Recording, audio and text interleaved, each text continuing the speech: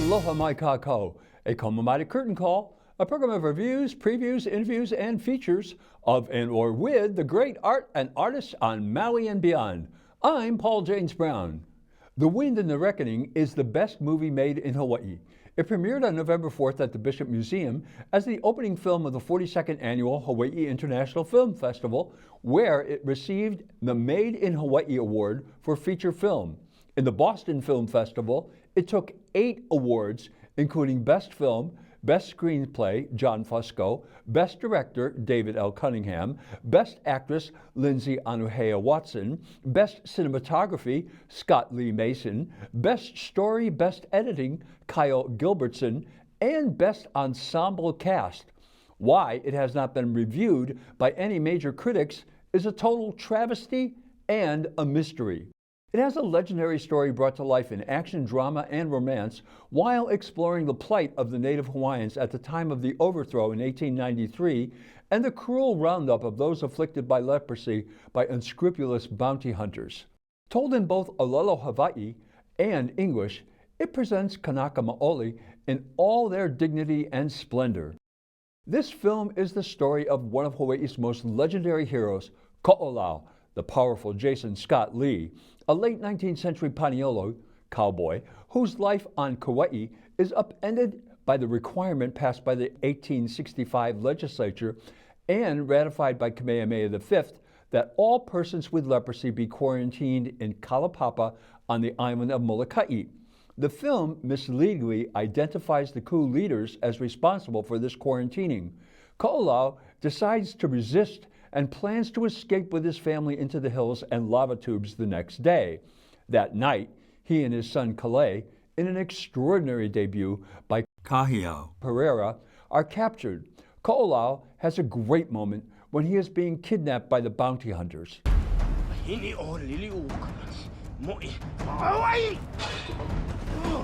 don't speak that shit!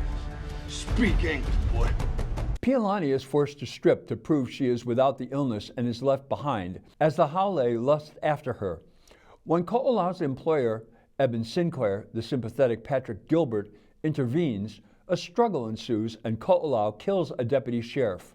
Mr. Sinclair tells him to take whatever he needs, and he flees with his family into the mountains of Kauaʻi and hides out in lava tubes.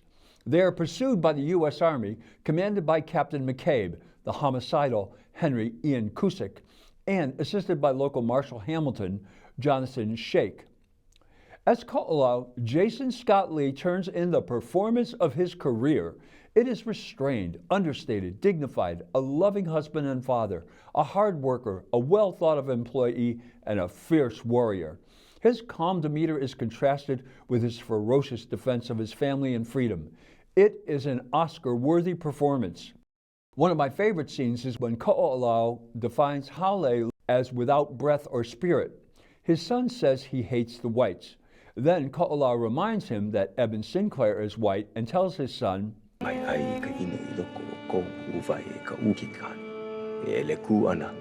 such a beautiful father-son moment. However, as we all know, haole means foreign, unusual, or uncommon to Hawaii.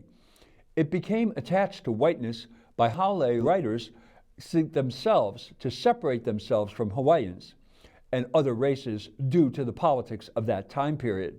At that point, Hawaiians used it that way because they centered themselves that way. It started to become a pejorative term by some because of that, but before the 1860s, it simply was a harmless term. Equally excellent is Lindsay Anuhea Watson as Piʻilani, a native of Kula, Maui. This is only her second film. She played Hana in Finding Ohana, and she will be Leilani in $1 Million now in post-production. But you can never tell it. Her on-screen persona is confident, magnetic, and her Wonder Woman warrior is like the mother lion defending her cubs. You wouldn't want to mess with her. The grief she expresses in the rainstorm is an unforgettable scene. Me, my child, Kalei. She is a devoted and loving wife and mother. But when she or any member of her family is threatened, watch out. She displays a frightening, indefatigable fearlessness that regularly and surprisingly saves the day. This is also an Oscar-worthy performance. Henry Ian Cusick is best known for his role as Desmond Hume in the television series Lost 2004, for which he received a Primetime Emmy Award nomination, but he has been working on stage since 1986. His Captain McCabe is a driven, abusive, intolerant, racist, alcoholic murderer. He makes an unusual villain because he possesses leading man good looks. As Koʻolau thwarts him at every turn, he becomes increasingly desperate and dangerous. It is another prize-winning performance in this film filled with them. Jonathan Schaech as Marshall Hamilton is torn between what he knows is right and what the law tells him he must do. One of his best scenes is when Koʻolau comes upon him sitting on a log, staring out at the ocean. They have a revealing conversation where Marshall Hamilton admits what he is doing is wrong, but he cannot do anything else. They agree to disagree and part seemingly amicably, but then Marshall Hamilton betrays Koʻolau. Mr. Schaech's Marshall Hamilton is also low-key. He is an outsider in the platoon, but he knows more about the island than anyone in it. So, he is a valuable asset. However, his sage, experienced advice is ignored by the egomaniacal imbiber, Captain McCabe. Koʻolau knows this land. I wouldn't underestimate him. Yes, well, you're the firepower and the numbers. With unfortunate consequences for his men. Patrick Gilbert as the cattle rancher Eben Sinclair, Koʻolau's boss, is kind, hardworking, and appreciative of his employees.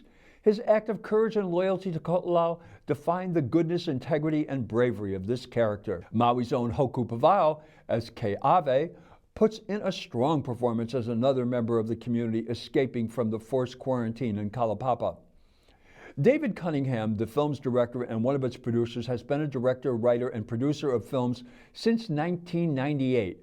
According to RottenTomatoes.com, of the 6 films he has been associated with, only 2 have been reviewed by major critics. To End All Wars, based on a real-life story, is an R-rated drama about a small group of soldiers in World War II in Myanmar, then known as Burma, who are held captive and tortured by the Japanese.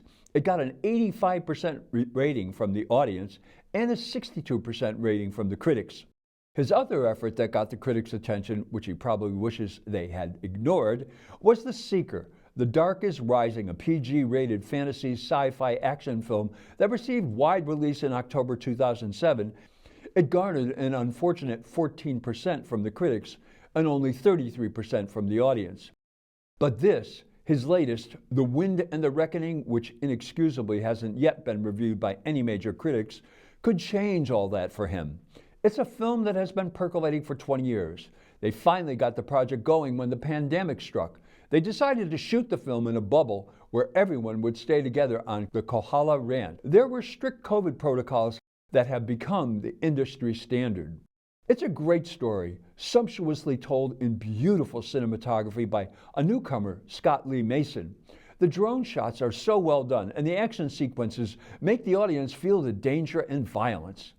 It has Oscar-worthy performances across the board. Jason Lee Scott's magnificent Koʻolau, Lindsay Anuhea Watson's gorgeous, powerful Piʻilani, and a supporting one for Henry Ian Cusick's angry drunkard, Captain McCabe.